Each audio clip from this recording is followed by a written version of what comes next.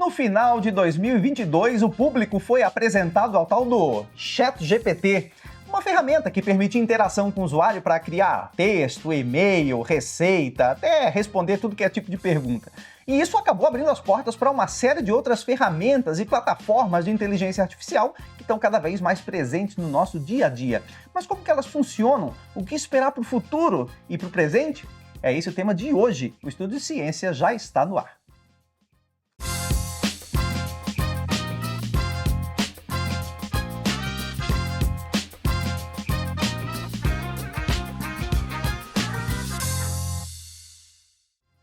E para conversar comigo sobre todos esses assuntos envolvendo inteligência artificial, tenho a honra de receber comigo aqui no estúdio o Mário de Noronha. É Mário Noronha ou Mário de Noronha Mário Neto? de Noronha. De Noronha Neto, é isso? Eu tenho 3 nomes, Mário, Noronha e Neto, mas aí o D sempre fica de fora. D todo mundo tira.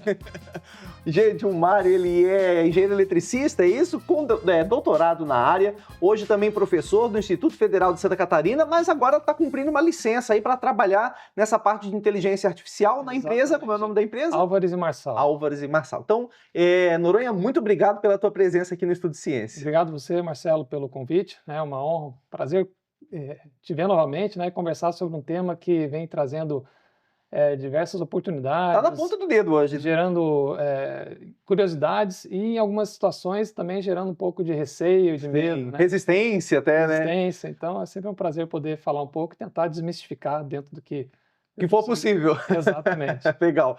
Noronha, o nosso programa começa com o quadro Biblioteca de Ciências. Basicamente, é o momento do nosso entrevistado sugerir uma leitura de divulgação científica que pode fazer com que todo mundo aí do outro lado da tela aprenda um pouquinho mais. O que tu trouxeste para nós hoje, Noronha, esse livro aí? Esse livro, A Próxima Onda, né, do Mustafa Suleyman, ele é um livro bem recente, na minha opinião, bem acessível ao público mais geral, né? Ele não vai numa parte muito técnica aí. Técnica, então super recomendo para uma leitura mais geral. E o Mustafa, ele é cofundador do DeepMind e hoje está dentro do Google, né? Então realmente tem uma visão muito ampla sobre o impacto. E claro, ele, apesar de ter o título muito voltado à inteligência artificial, ele traz também mais outras tecnologias como computação quântica, biologia sintética, robótica avançada.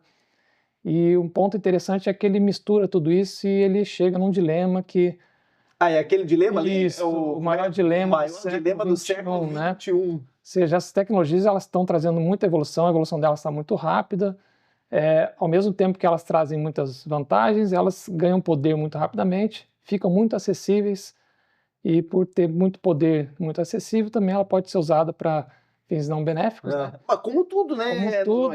Então, é como usar tecnologia nuclear. Tecnologia nuclear na física pode ser usada para o bem, pode ser usada para o mal. Né? Então o dilema é esse: como permitir que a tecnologia avance, né?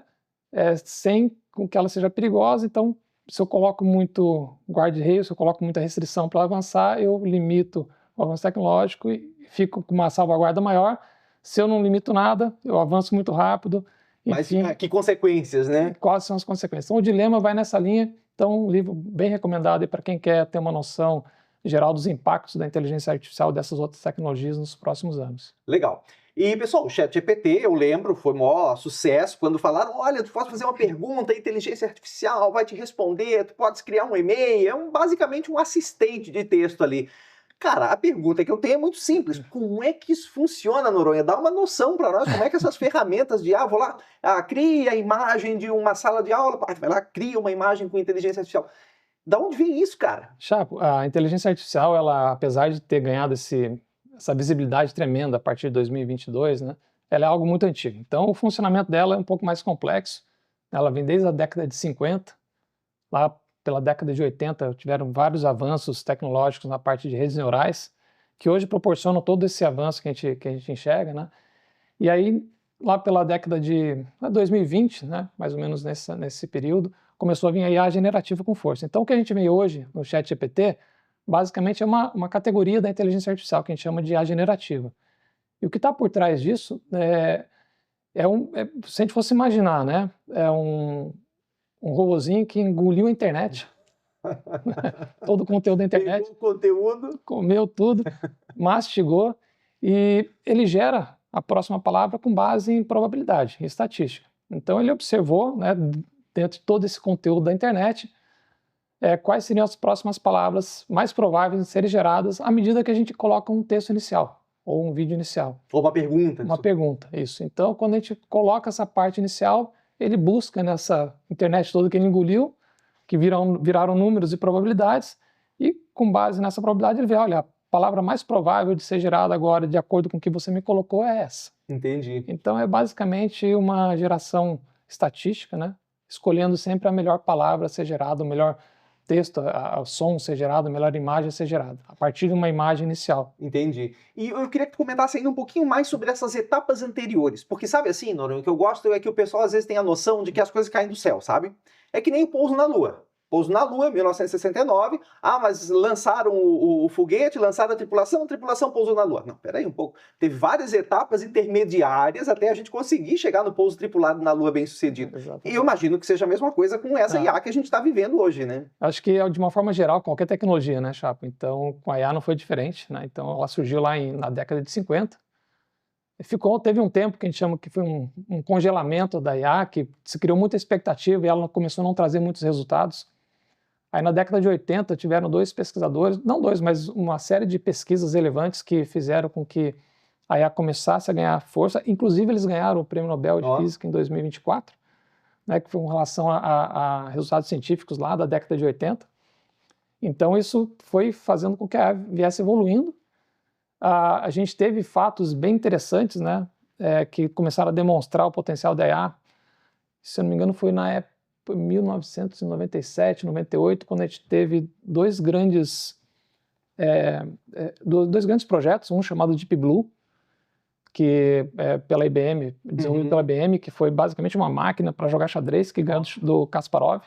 Esse caso é famoso, né? Esse caso famoso, então foi um dos casos que começaram a mostrar o potencial do aprendizado de máquina para IA, e o outro foi o DeepMind, que aí hoje, né, inclusive o Mustafa ali, vai comentar.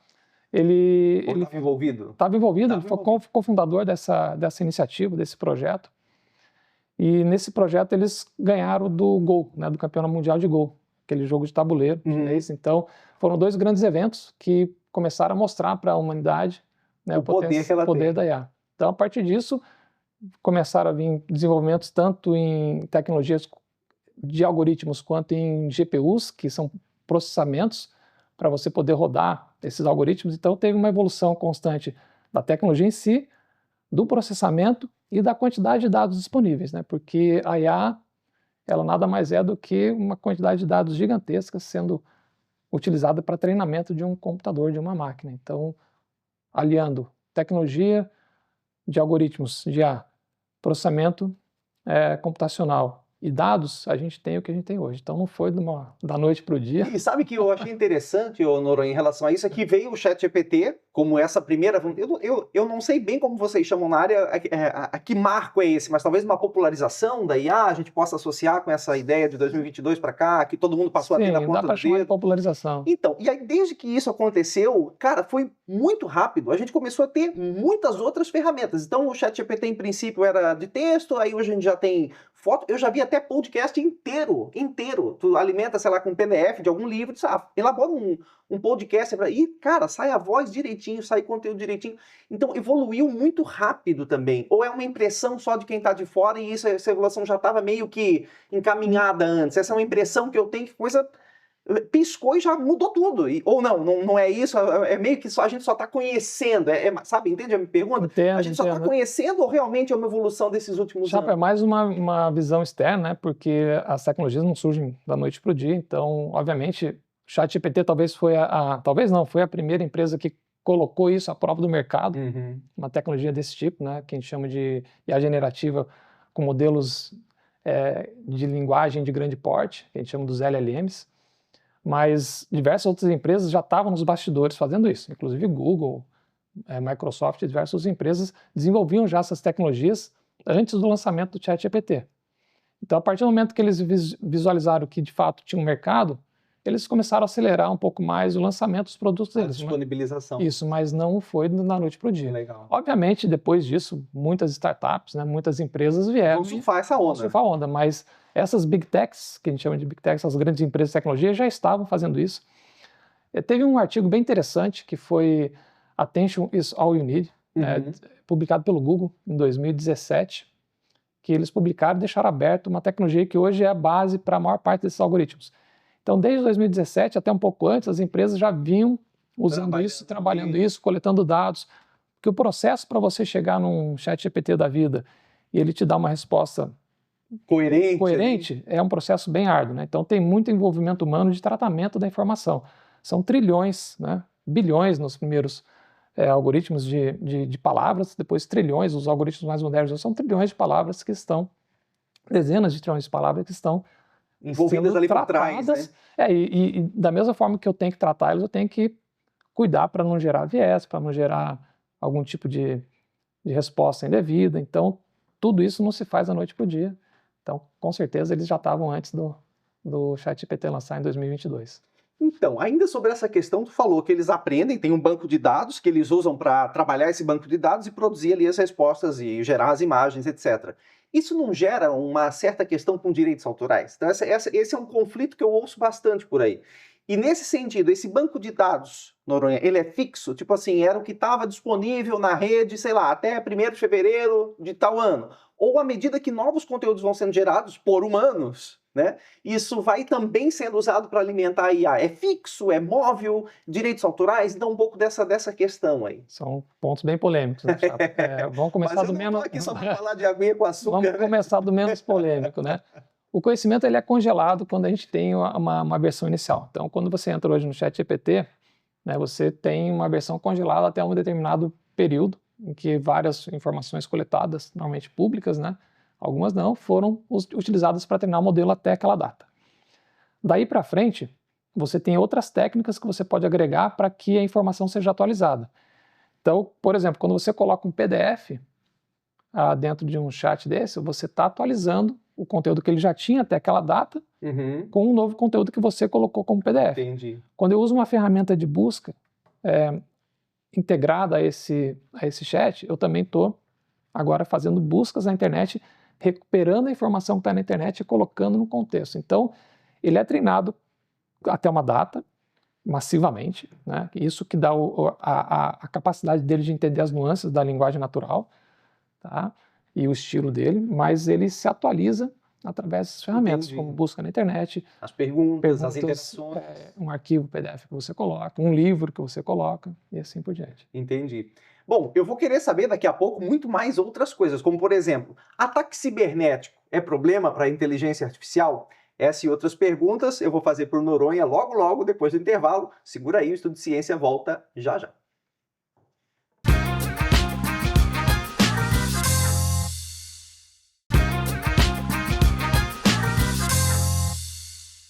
Estúdio Ciência de volta, falando sobre inteligência artificial, essa ferramenta que está cada vez mais ocupando espaço no nosso dia a dia. E o papo hoje é com o Noronha, Mário de Noronha Neto, que é professor do Instituto Federal de Santa Catarina, atua agora também na parte de empresarial, trabalhando com inteligência artificial, e engenheiro eletricista com doutorado na área. Deixei uma pergunta no ar para ti, no final do bloco anterior, que é, beleza, eu tenho esses bancos de dados são usados para fazer o treinamento, para criar as respostas, criar os produtos ali de inteligência artificial. E os problemas com os ataques cibernéticos? Então, se eu tenho uma empresa que tem esse banco, que guarda esse banco de dados, ela sofrer algum tipo de ataque, que consequências isso pode ter e como que elas se protegem disso? Chapo, ela guardar os dados, né? Isso está bem armazenado. O ataque cibernético, ele eventualmente pode ser até potencializado por técnicas de IA. Então, hoje, não só as técnicas de IA, mas também a computação quântica permite você ter mais poder nesses ataques cibernéticos. O fato da empresa ter o banco de dados dela guardado, obviamente, se é privado esse banco e ela não colocou isso para treinamento, se isso vaza, de certa forma fica uma informação aí sensível a ser utilizada por outros modelos de IA, enfim, para fins não benéficos, né? Mas de forma geral, até para a gente separar, né, o ataque cibernético ele pode ser potencializado pela IA, né, e pela computação quântica, por exemplo, né? Mas as bases de dados, enfim, se elas forem vazadas, elas de certa forma podem ser utilizadas também para treinar modelos, e o mais complexo é você ter informação relevante vazada e ser usada para fins... Entendi. Eu tinha pensado muito assim, ó, e aí tu vê se isso é uma possibilidade ou não. Ou seja, eu vou lá, faço uma invasão, nesse banco de dados e eu começo a direcionar as respostas. Sabe, tipo um ataque silencioso, não sei se isso seria possível. E aí a IA começa a gerar coisas que são do meu interesse, muito mais do que o que ela geraria sozinha, vamos dizer assim. Existe essa questão também, não? Existe, obviamente, se você pode colocar informação para gerar perguntas mais aderentes, né? Sistemas de recomendações fazem isso. Eles pegam os nossos dados, os nossos costumes e começam a recomendar. Isso é uma IA, né? Um sistema de recomendação é uma técnica de inteligência artificial de recomendação. Então, ela se baseia no teu comportamento para gerar conteúdo mais adequado para ti, né? Obviamente, se a gente pensar num lado não tão benéfico, você pode pegar conteúdos e gerar informações não só que pode trazer prejuízo, mas também, muito falado hoje, o deepfake, né? Então, você ter vazamento de informação normalmente não é uma coisa boa e a IA, ela não conseguiria evitar isso, né? Até pode, mas ela potencializa de outro lado também os ataques. Então, certo. Cara, um aí dilema. tocou num outro ponto que eu acho que também é urgente para a gente falar na sociedade que a gente está vivendo, que é o tal do deepfake. Então não dá para falar de inteligência artificial hoje sem falar que ela está produzindo conteúdos que vão ser fruto de desinformação. E eu sei também que existem estratégias, algoritmos que vão tentar identificar essas deepfakes. É uma brincadeira de gato e rato isso? Mais ou menos, tá? Um ponto importante para evitar o deepfake, obviamente, são ferramentas que vão identificar isso. Então a gente tem uma rastreabilidade. Toda foto que for gerada, por exemplo, tem uma tagzinha, uma forma de você saber que ela foi gerada por IA. Então, isso, se você tem regulamentações que vão embasar isso, ok, né? Mas a gente sabe que o deepfake, normalmente ele vem averso aí às regulamentações. Não está muito interessado. Então, esse é um problema que a gente vai conviver, né? E, obviamente, com a evolução da IA, as ferramentas vão evoluindo também para você combater esses deepfakes. Mas é muito mais prevenção, entender o que você está consumindo, buscar fontes concretas e confiáveis da informação.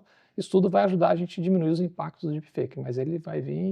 Tendência já está presente, né? Já, e a tendência é continuar. Ainda sobre essa questão, não dá para confiar cegamente na IA, né? Essa é uma questão, cegamente, sem olhar, sem conferir nada. Às vezes ela erra, ela pode errar também. Eu já ouvi falar em alucinação de IA. Não sei se você já ouviu esse termo. Sim. Então, o que é isso e como que a gente se precaver em relação a essa questão?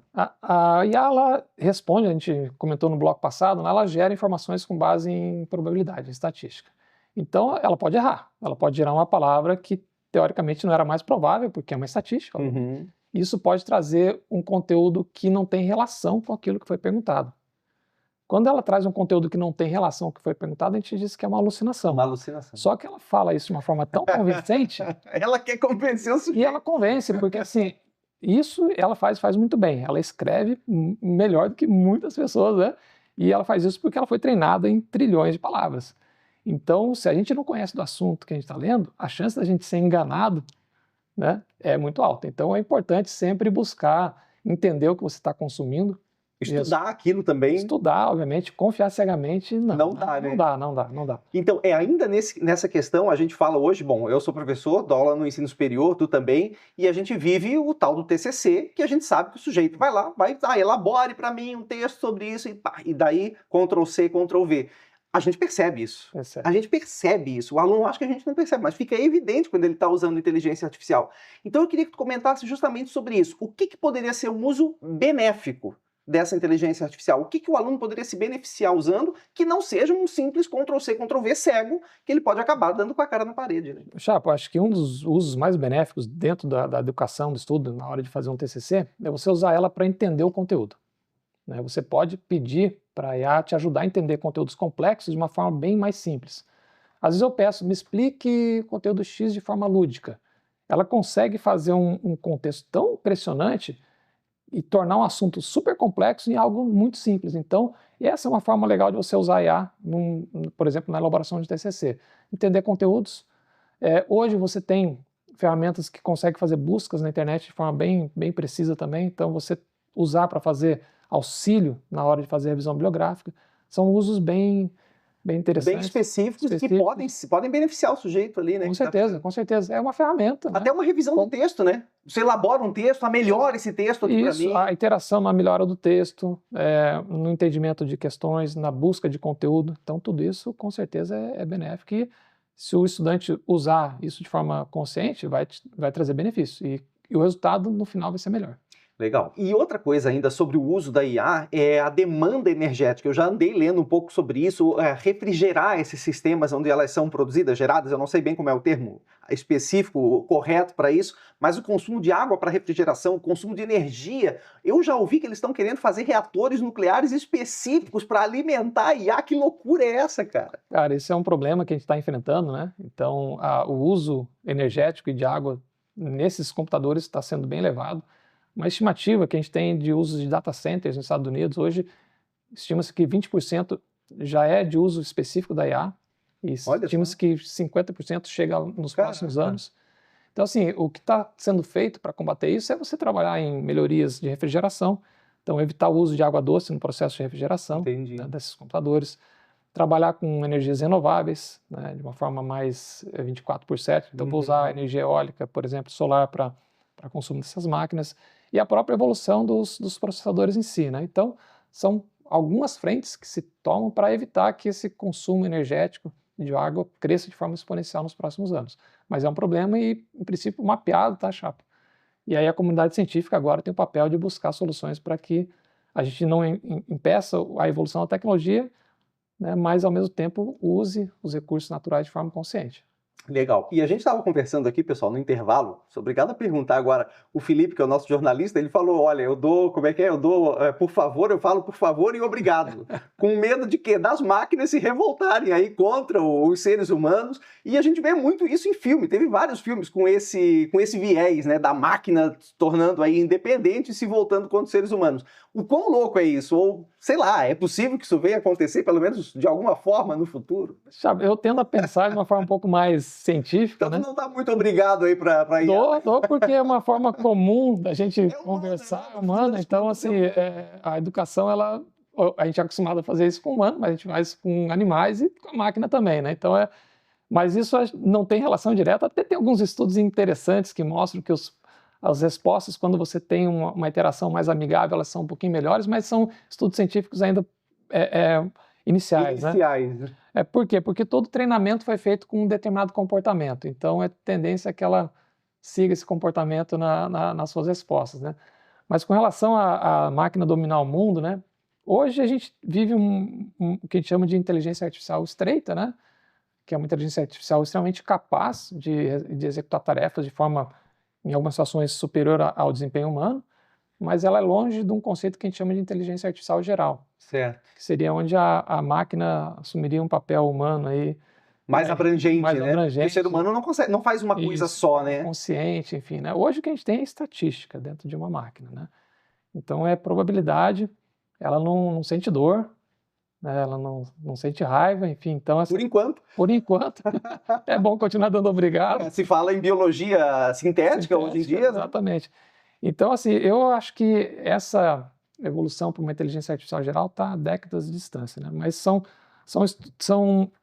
sempre discussões bem polêmicas, né? E tem linhas de pesquisadores que vão dizendo, olha, a gente está a décadas de distância da inteligência artificial.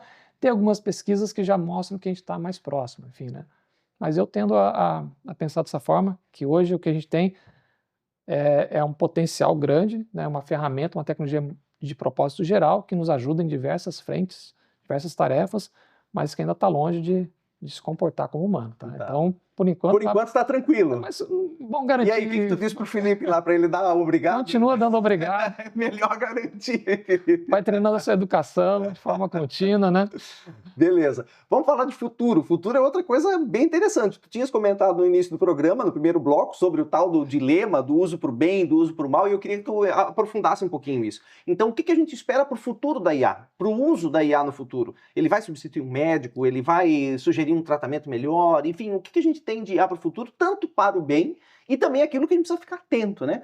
Os usos aí espúrios da inteligência artificial. Chapa, para o futuro, a gente enxerga, né, eu particularmente enxergo a IA como uma ferramenta que vai nos auxiliar, nos assistir em diversas frentes, né? A gente tem um conceito chegando agora que se chama agentes inteligentes. É um conceito já bem antigo, mas que retomou aí espaço na mídia, né, agora como agentes de IA. Então são agentes que têm uma capacidade de autonomia grande e que conseguem compor tarefas, né, no nosso dia a dia. Então Hoje, num futuro próximo, eu vejo a IA sendo implementada como uma equipe de agentes autônomos que vão automatizando partes de tarefas repetitivas que a gente faz no dia a dia, né? Então, você falou do médico, eventualmente, dentro de todo o fluxo de atividade médica, a gente vai ter algumas tarefas que são repetitivas e que aí sim A IA poderia vai poder agir e vai poder assistir o médico para que ele tenha mais tempo para pesquisar, para ir mais a fundo naquele assunto, e ele economiza o tempo dele naquela tarefa repetitiva. Então isso acho que vai se replicar em várias áreas. Então eu tendo a ver isso como assistentes e como agentes que estão nos auxiliando a automatizar a tarefa e a ganhar mais produtividade em questão de trabalho, economizar tempo para poder usar o tempo para ser um pouco mais humano do que a gente é hoje, né? Então eu vejo muito nesse sentido, tá? E pro mal? O que a gente tem que cuidar? A gente tem hoje pontos que o livro traz, até no início ali do bloco anterior a gente comentou sobre isso, o barateamento dessas tecnologias e a acessibilidade dela ao público em geral. Então, cada vez mais pessoas com menos conhecimento conseguem utilizar essas tecnologias. Então, quando a gente pensa, por exemplo, em biologia sintética, né, eu posso, daqui a um tempo, gerar um vírus. Olha só. De forma muito mais simples, muito mais barata. Posso ter drones autônomos que vão pegar esse vírus e espalhar. Por exemplo, né? Um pouco de ficção aqui, né? Não, mas a ficção às vezes se torna realidade. Mas são pontos que a gente tem que cuidar, porque a democratização dessas tecnologias também permite com que coisas ruins sejam feitas de uma forma muito mais fácil do que sendo feitas antes. Entendi. Então, de forma geral, é isso, Chapo. Tá? Esses são os pontos que eu vejo aí de futuro para... Mas não tem escapatória. Não tem escapatória. É mais e mais. É bom conhecer, continuar dando obrigado, se atualizar o mais que for possível. Se atualizar dentro do que for possível. Porque a onda vai passar, né? Vai passar. É bom a gente estar nela para não ser engolido. Beleza. Noronha, muito obrigado pela tua presença. Foi um prazer falar contigo sobre esse assunto. Prazer foi meu, cara. E vocês aí em casa, foi um prazer também ter vocês na audiência. Interaja conosco, a gente está aqui para ouvir vocês também aqui no Estudo Ciência, um programa de divulgação científica, de conversa, de ciência para vocês aí em casa. A gente se vê no próximo episódio, não perca. Até lá.